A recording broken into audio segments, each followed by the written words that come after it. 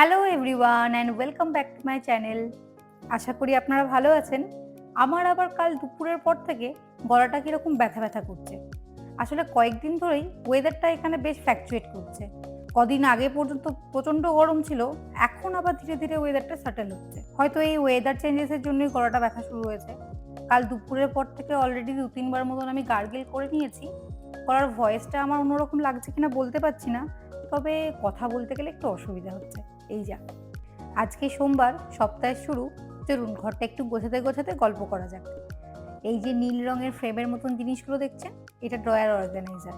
আসার সময় আমি ইন্ডিয়া থেকেই এনেছিলাম। এই যে পাতলা পাতলা ডিভাইডারগুলো আছে, এগুলো একটা পুরো বান্ডিল পাওয়া যায়। এগুলো ভীষণ হ্যান্ডি, জানেন তো? কারণ এই পাতলা পাতলা ডিভাইডারগুলো বেশ নরম আছে, হালকা একটু মোচড় দিলেই ভেঙে নেওয়া যায়। আর যে কোনো সাইজের ড্রয়ারে এগুলোকে সুন্দরভাবে অর্গানাইজ করে নেওয়া যায়। পুরো সপ্তাহটাই তো আমার ঘরের মধ্যেই কাটে, কারণ ও সেই সকালবেলা অফিস বেরিয়ে যায় আর সেই সন্ধ্যের দিকে বাড়ি ঢোকে। সারাদিন বলতে গেলে আমি বাড়িতে একাই থাকি। তাই এই শনিবার রবিবার এই দুটো দিন আমাদের একদম অন্যরকম কাটে। আমরা এদিক ওদিক ঘুরতে যাই, রাত জেগে মুভি দেখি, সকালে ঘুম থেকে দেরি করে উঠি, তারপর বাজার করা, কার ওয়াশ করাতে নিয়ে যাওয়া। বলতে গেলে পুরো সপ্তাহের যে রুটিনটা আমাদের থাকে, সেই পুরো রুটিনের থেকে এই দুটো দিন একেবারে অন্যরকম কাটে। বেশিরভাগ সময়টাই খাওয়া দাওয়াটাও বাইরে হয়। তাই এই উইকেন্ডের দুটো দিনে ঘরটা যে একেবারে অগোছালো হয়ে পড়ে, সেটা এই সপ্তাহের শুরুতে এসে গোছাগুছি শুরু করা হয়। আপনারা হয়তো প্রত্যেকেই এই ফুলগুলোকে চেনেন। আমাদের গ্রামে এই ফুলগুলোকে কাগজ ফুল বলে ডাকে। আপনারা এই ফুলগুলোকে কী নামে চেনেন আমাকে কমেন্ট করে জানাবেন।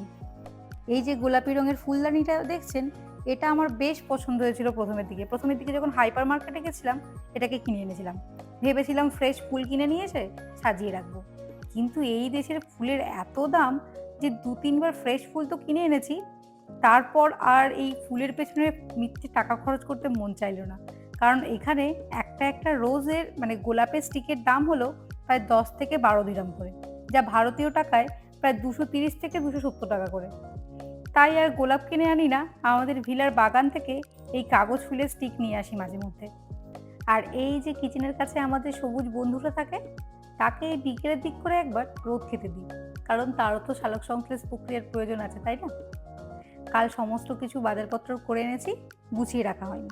শুধুমাত্র মাছ, মাংস, দুধ, দই এগুলোকে বের করে ফ্রিজের মধ্যে ভরে দিয়েছি। চলুন আজকে বাকি জিনিসপত্রগুলো গুছিয়ে নিই। কিচেন টিস্যুয়ের ৩টে বড় বড় রোল নিয়ে এসেছি।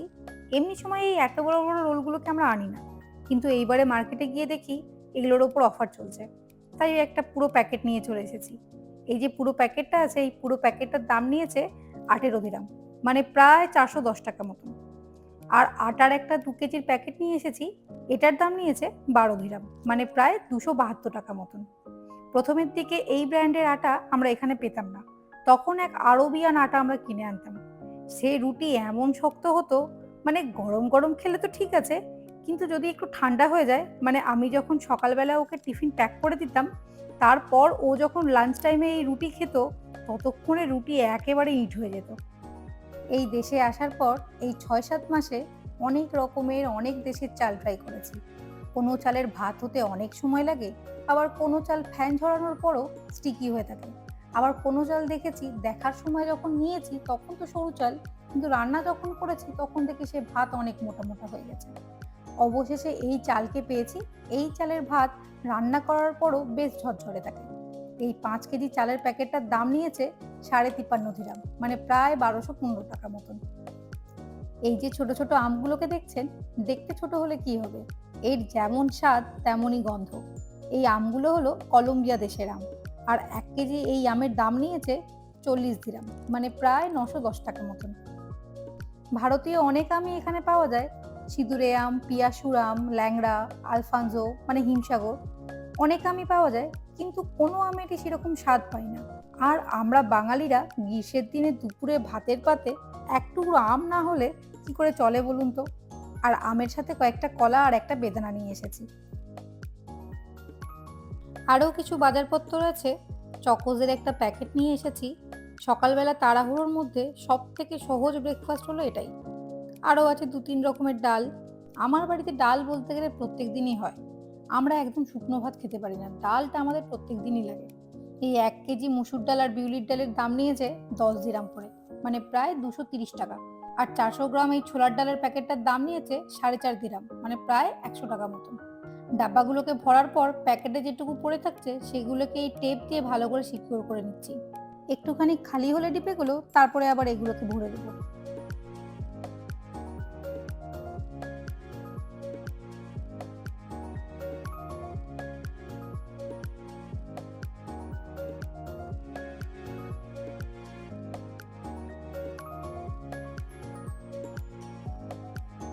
মোটামুটি যা যা খালি কৌটো ছিল সেগুলোকে সব ভরে নিয়েছি। চলুন এবার কাঁচা লঙ্কার বোকাগুলোকে কেটে রাখবো। আমি কিন্তু সবসময় কাঁচা লঙ্কার এইভাবে বোকা কেটেই রাখি। এইভাবে বোকা কেটে রাখলে কাঁচা লঙ্কাগুলো অনেক দিন টাটকা থাকে, খুব সহজে নষ্ট হয় না।